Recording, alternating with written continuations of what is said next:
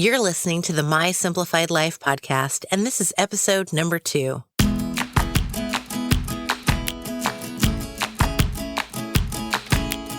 Welcome to the My Simplified Life podcast, a place where you will learn that your past and even your present don't define your future.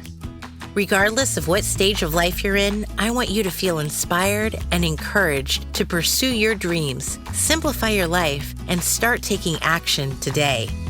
I'm your host, Michelle Glogovac, and I'm excited to share my stories and life lessons with you while taking you on my own journey. This is My Simplified Life.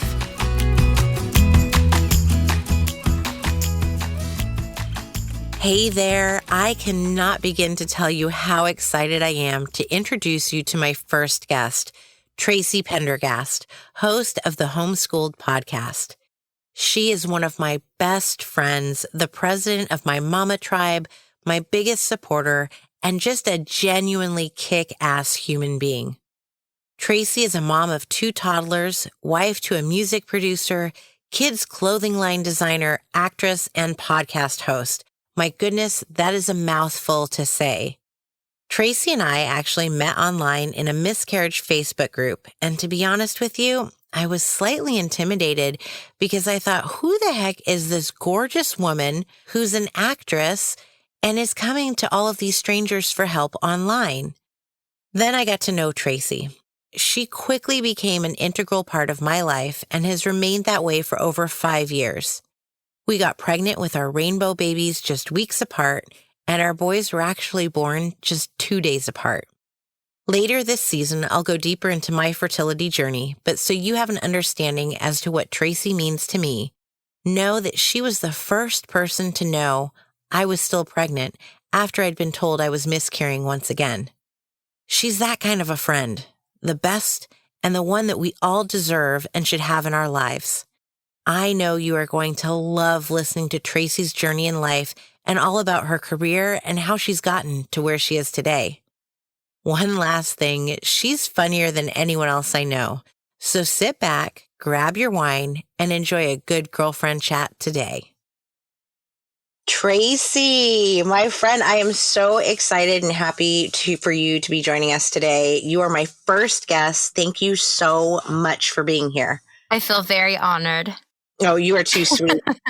Oh my goodness. It's so nice that we get to actually talk to each other since it's text messages and that's about it these days, and listening to each other on podcasts now. But we've known each other for over 5 years, like close to 6.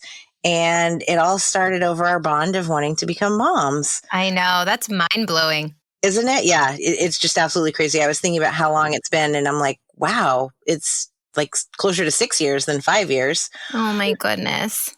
And we met in a Facebook group because online creepers that we are.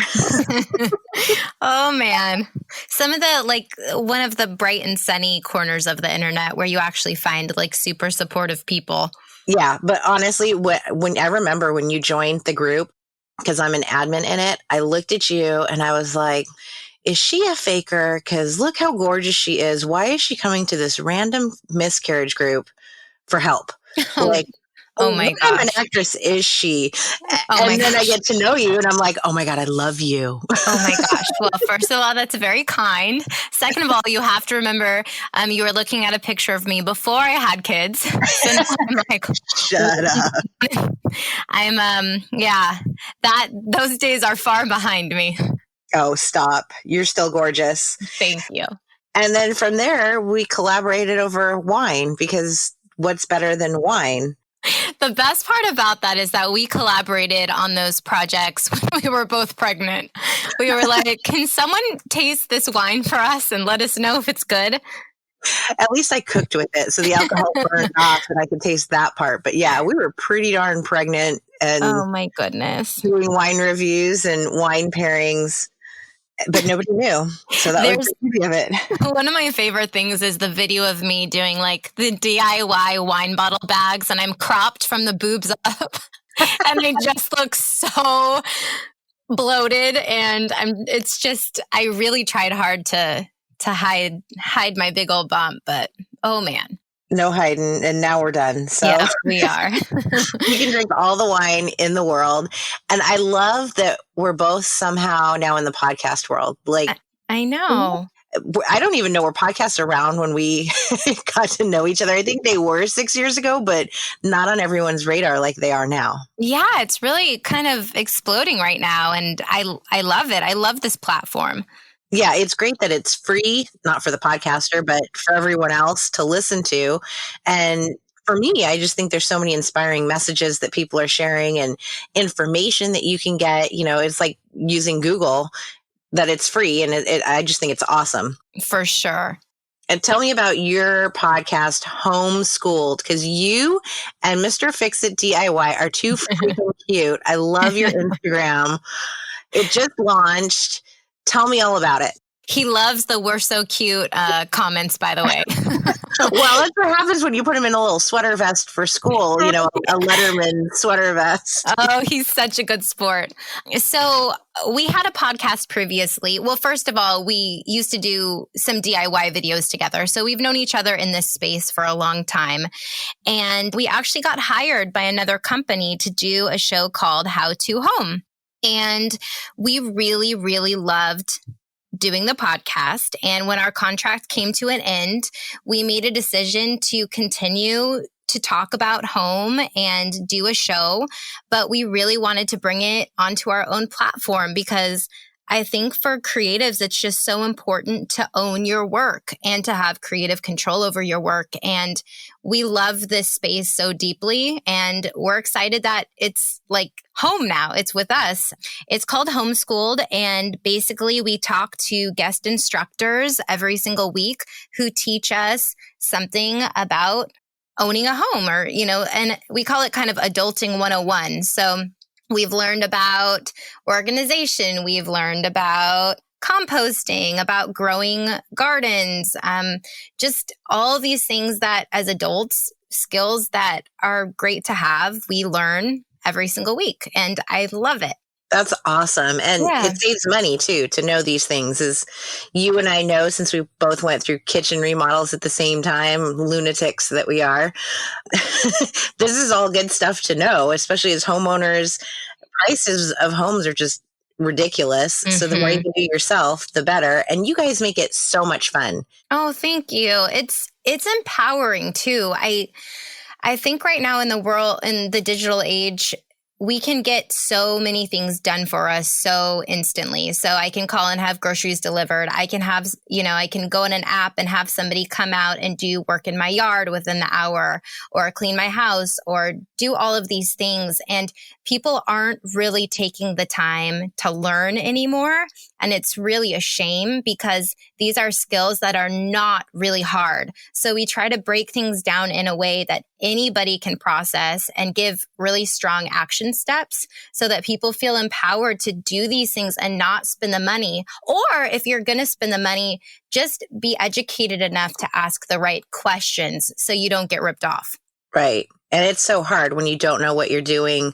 We've done enough projects around our house that I can project manage, but when you have a contractor who's claiming that this is the way it should be done, and you're like, no, just regular human, knowledge says that that's not the order it should go in. Exactly. It's just good to know that kind of stuff. Right. And I think that there's a lot of really great, honest contractors and tradesmen out there. But also, I think there are some people that can smell it when the homeowner has no idea what's going on and isn't educated. And that's when people get taken advantage of. And it's just about empowering yourself to make good decisions and to have a safe, well-functioning home.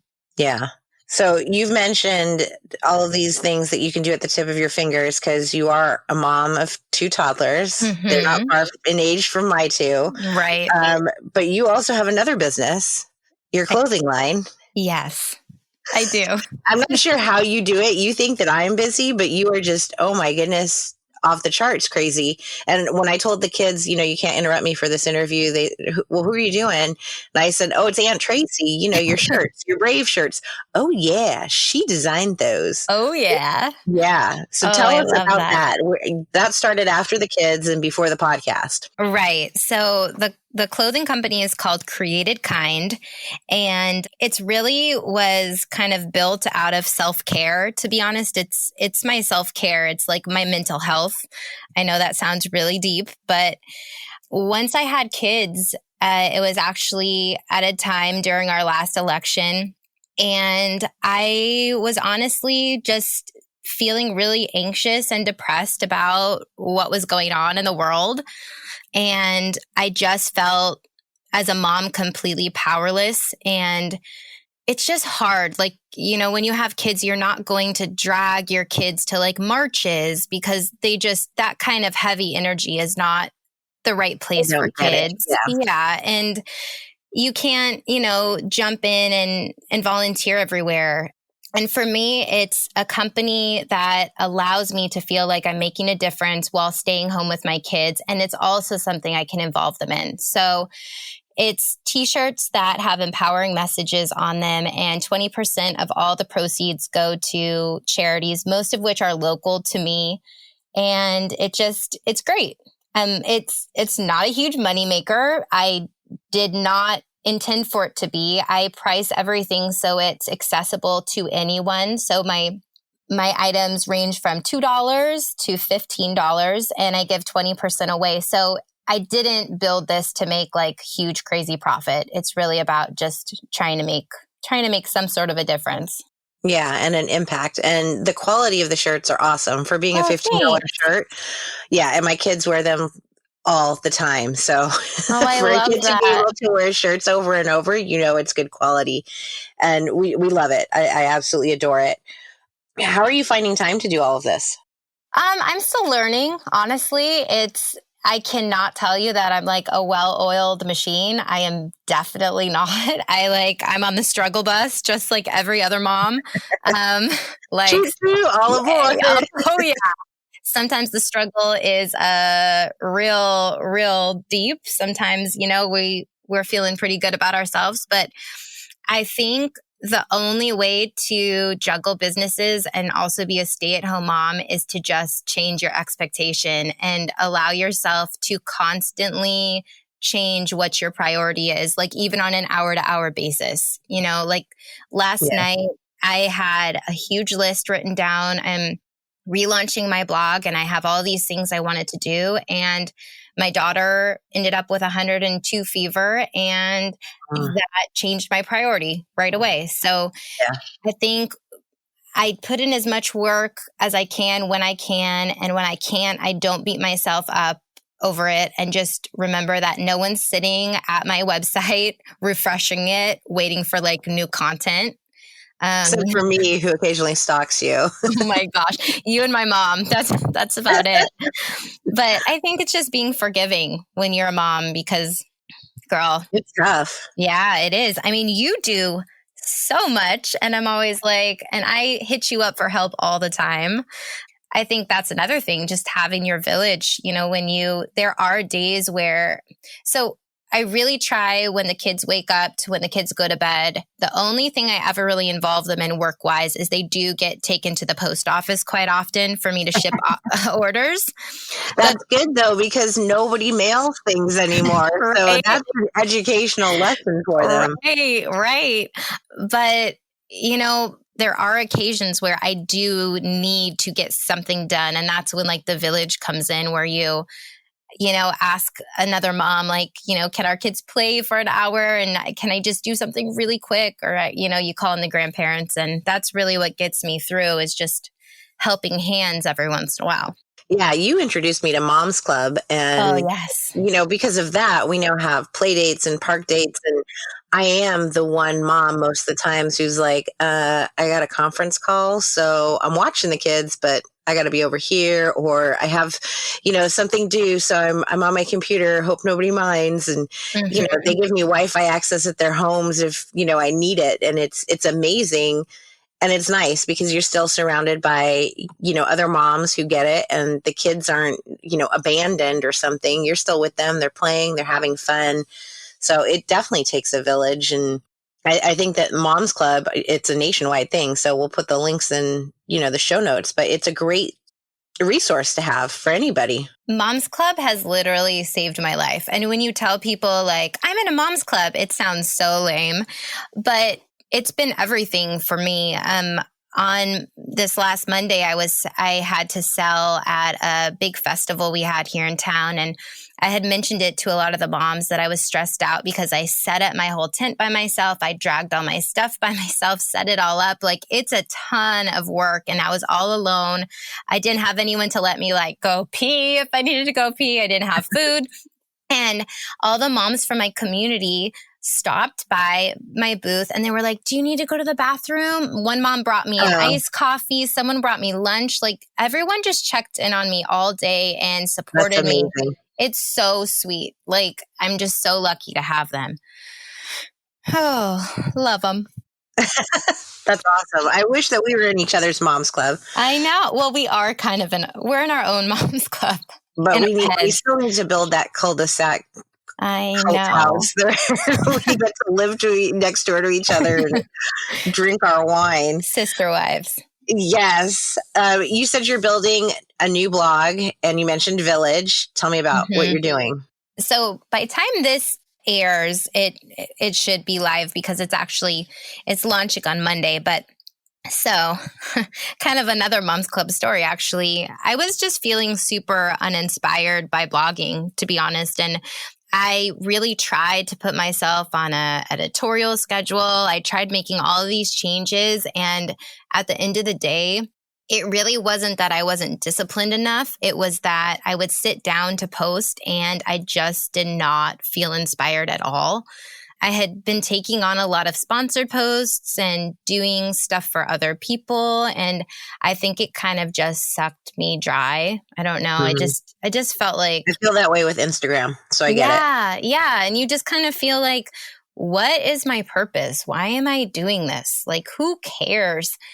And we were having like an end of the year party last year and we all went around the table and talked about something about motherhood. And it got to me and I remember saying something like, I just appreciate how real all the people are around me and just how comforted I know to feel that I'm not alone, that I'm not a bad mom when I have bad days because everyone around me is so authentic. And then the mom next to me was saying that, she had suffered from postpartum and she got rid of all the things on her Instagram feed and on her Facebook feed that made her feel like less than. And we all kind of just went around and it kind of just dawned on me that the reason why I didn't feel inspired by what I was writing is because it just didn't feel authentic, I guess. And I just felt like I wasn't like lifting up the village. I think I was just trying to be so well curated and have everything look so pretty. And that's not my life anymore. So, when you're trying to create content around something that has nothing to do with your current life, it's pretty easy to feel uninspired. So I literally deleted every article on my website that didn't feel like authentic or real to me in this moment. And it did at the time I wrote it. I would never write anything I didn't believe, but just down to like, there were even sunscreens that I wrote about that now I would never put on my kids now that I'm a mom, because I know better. You get older and you know better. So I wiped everything that didn't feel real to me. And I just started writing things that meant something to me and photographing things in a more authentic way and, speaking from my heart. And I'm just really excited to share it with everyone and just... I cannot wait to read it and to see it. Thank you. Because your old one was great anyway. And we have similar writing styles. I think we've talked about this before. So I love what you do. Thank you. And your I love pictures it are always gorgeous. Even when you don't have professional photos, I'm like, damn, how does she do this? Oh my gosh, that's very kind. If I could learn any skill, and I plan to do this once the kids are in school, it would be to sharpen my photography. It's definitely a great skill to have, but I appreciate that. Thank you. Yeah, well, with the iPhones now, I'm like, my 9 needs to be upgraded to the 10 just for the camera part. Oh, it's incredible what you can do on a phone. Yeah. So part of my whole theme with this podcast is your past and your present don't define your future, that you do. You get to make the decisions and it can start from this very moment. And I feel like that's exactly what you've done, because prior to all of this, you're also an actress. Mm-hmm. And are you acting anymore? I like to say I'm on a brief retirement. It just, right now, it's not my priority.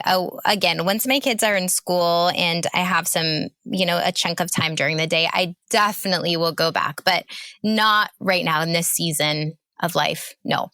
But do you feel that like, you've done that in the past, you've done different things, you've pivoted, you've switched, you're really truly defining what you want to do. And I think by deleting your old blog and everything that didn't feel like you're making that point of what was in the past is not going to define what I'm going to be in the future and what I want in the future.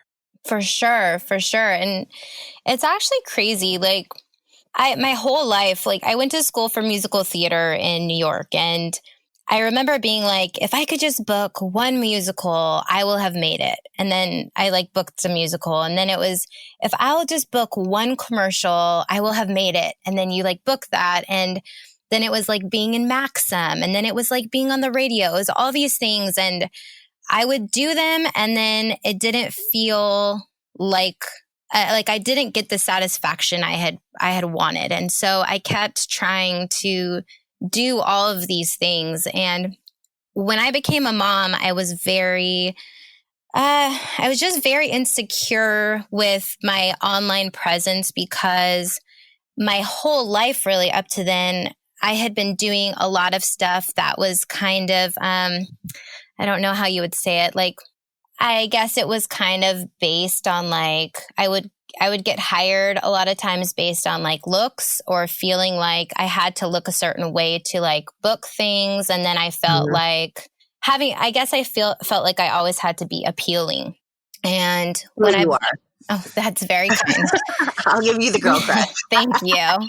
When I became a mom and I just kind of cold turkey stopped wearing makeup, stopped caring, started feeling great just being who I was. It felt really good, but online I always felt like I still had to keep up an appearance. I don't know if that makes sense, but yeah. I think the turning point was the village, honestly. I started realizing that I was no longer looking for acceptance in any of my work, because I was so supported in my real life by real people. And I think that just makes such a difference. If you have that support around you, then you don't need to feel like you need to be someone else in real life or in your work. And that's kind of been the turning point for me in motherhood, is just having a village of really strong women who think my real life stuff is enough. You know what I mean? Yeah, I think the village, and I think that there's something about when you become a mom, you get this kick-ass sense. I'll never forget, there was this turning point when my son was born that I was like, I'm not taking any shit from anybody any longer. Yes. And that was when I was in the corporate world, and I was like, no, this is not how it's going to be. Now it's on my terms. And I feel like that's where I am, with this podcast, with what I'm doing for my business, this is what I want. It's no longer about, the corporation or what the boss is saying. It's about me. It's about my family and what's best for us and what we want in our future. Yes. And also saying no to stuff and getting rid of all the extra things that don't make you feel good. This, Michelle, I deleted my Facebook almost 2 years ago now. Mm-hmm. I just did not feel good when I was on that platform. I still have it just for Mom's Club, and I have no friends. It's just for my Mom's Club group. And then to obviously be the admin of my public page. But a lot of people were how can we see pictures of the kids? How can we? Well, you will find a way to still interact with the people that you love always. But things that don't make you feel good just need to go. And I think this is not just something that only if you're a mother you can do. But I think it definitely amplifies that when you like your energy, people depend on you for like your energy. And, when you're just bogged down by garbage that has nothing to do with like your immediate family, it's just not worth it. So yeah, all that stuff's got to go.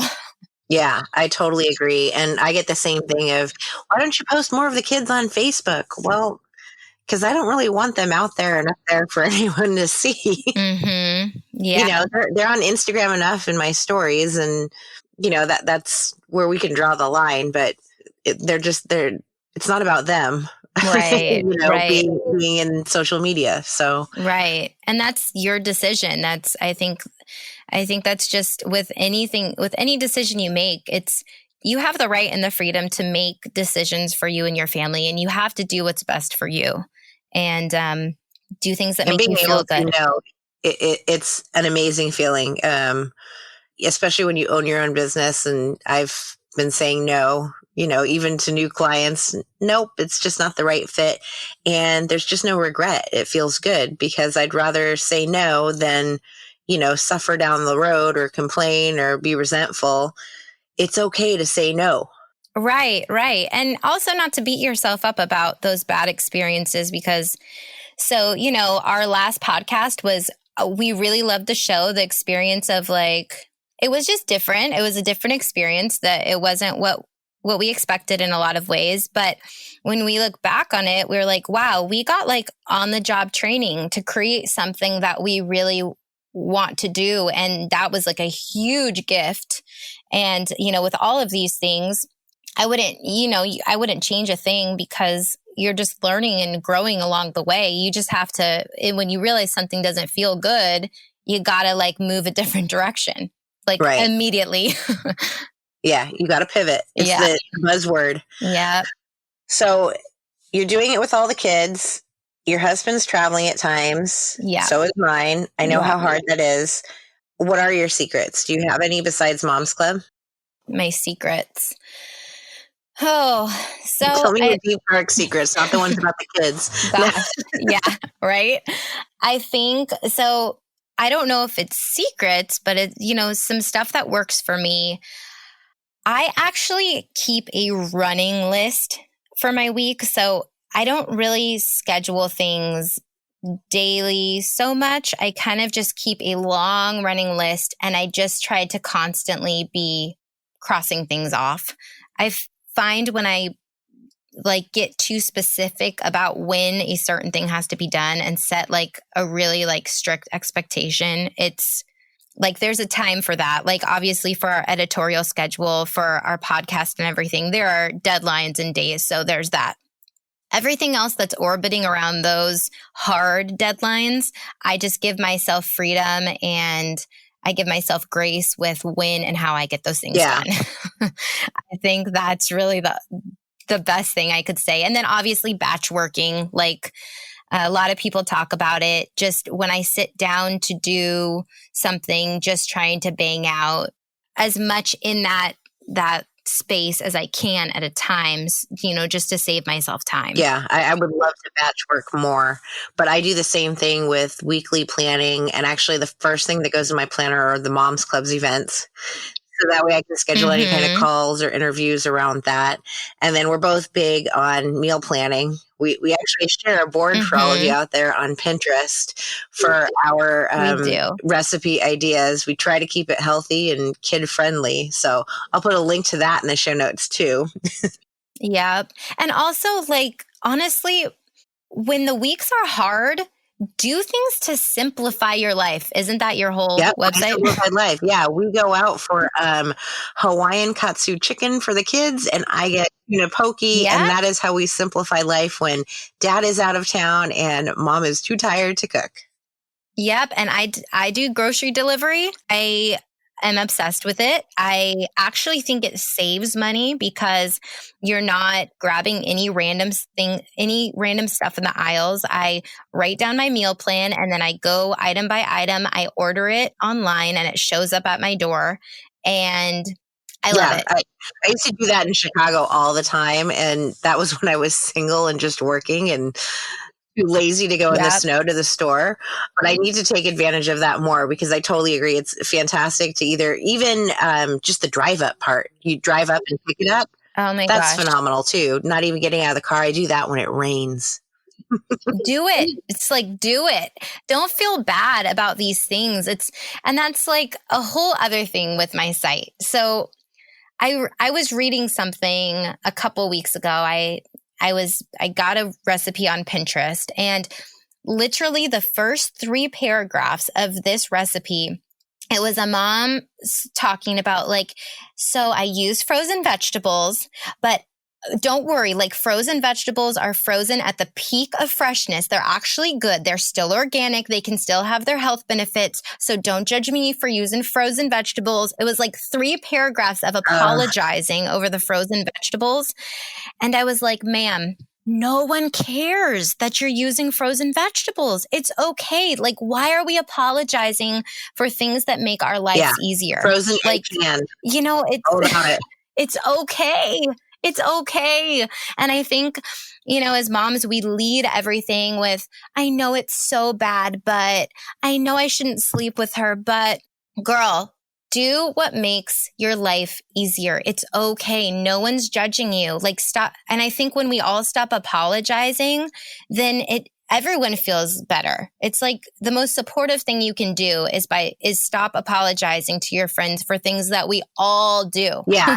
And, I'm totally guilty of that too. Like bringing my laptop to play dates. I'm like, I'm so sorry. Don't worry about it. Everyone, because we know you have to work. And, okay. I remember I posted on Instagram about this. I've seen parents with their laptops, like at the trampoline thing. And I'm like, what's going on? Like, could she not put it away? Well, now I get it because I'm running my own business. And sometimes it's like, I want to pay attention. I want to be fully present, but there's a deadline on something else too. So it's called balance. There's truly no such thing as true work-life balance. I'm coming to find out. And I think everyone else needs to learn that too. But it's figuring out how to just get it all done and be present in the moment that you want to focus on. Yeah. And you have to remember too, when you see a parent on their laptop for 30 minutes or an hour, you haven't seen the rest of their day. That is probably the only 30 minutes to an hour that they have specifically set aside to do that task and very thoughtfully decided, picked the right place to do it so their kids could be, not waiting for them or watching a movie or being on an iPad. My kids take swim lessons at the same time. They're in the water every Friday, and it's a 20-minute lesson.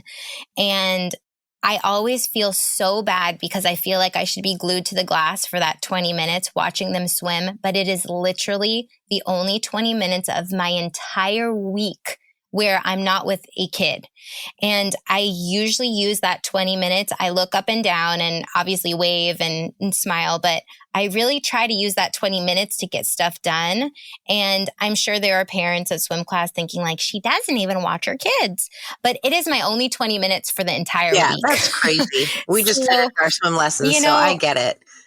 Yeah, you do what you can and you just can't judge other people because you just haven't seen their whole day. Yeah. I mean, I get up at 5 a.m. to try to have an hour of quiet alone time to start work.